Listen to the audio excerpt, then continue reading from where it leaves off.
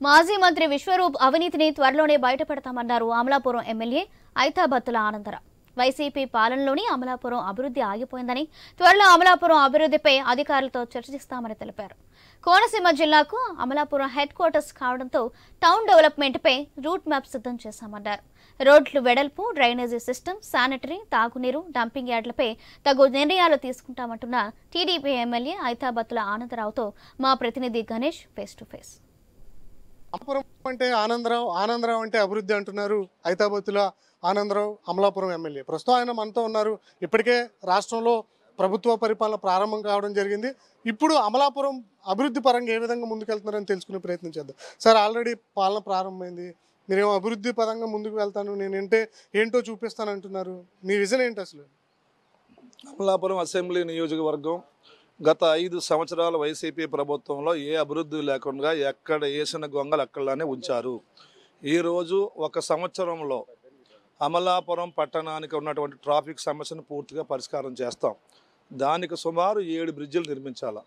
అలాగే పట్టణాన్ని బ్యూటిఫికేషన్ చేస్తాం. దానికి డివైడర్లతో పాటు రోడ్డు వెడల్పు చేసి ఆక్రమణ తొలగించి మంచి రోడ్డు ఏర్పాటు చేయాలి. ఇవన్నీ 1 ఇయర్లో చేయడానికి మేము ఒక ప్రణాళిక సిద్ధం చేసుకున్నాం. ఇది కాకుండా చంద్రబాబు నాయుడు గారు ఎప్పుడు రాష్ట్రంలో ముఖ్యమంత్రిగా ఉంటారో అప్పుడే ఈ రాష్ట్రానికి అభివృద్ధి జరుగుతుంది. సో ఇప్పుడు చంద్రబాబు గారు ముఖ్యమంత్రి కాబట్టి అభివృద్ధి అనేది జరిగి తీరుతుంది. చంద్రబాబు గారి నాయకత్వంలో, ఆయన డెడికేషన్లో, ఆయన కష్టపడే తత్వంలో, సంపద సృష్టించే ముఖ్యమంత్రిగా ఆయనకున్న నిర్ణయాల్లో అమలాపురం కూడా కలుపుకుని అసలైన అభివృద్ధి అంటే ఏంటో ఈ ప్రజలకు చేసి చూపిస్తాం.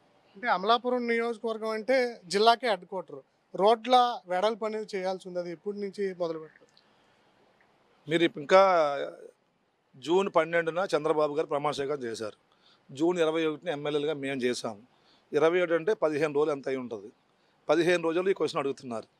ఖచ్చితంగా పరిపాలన అనేది గాల్లో పడిన వెంటనే అన్ని గాల్లో పడితే మీకు 1 ఇయర్ లోపల స్పష్టమైన మార్పుని మేము చూపిస్తాం. అంటే డంపింగ్ యార్డ్ ఒక సమస్య కూడా ఉందంటున్నారు.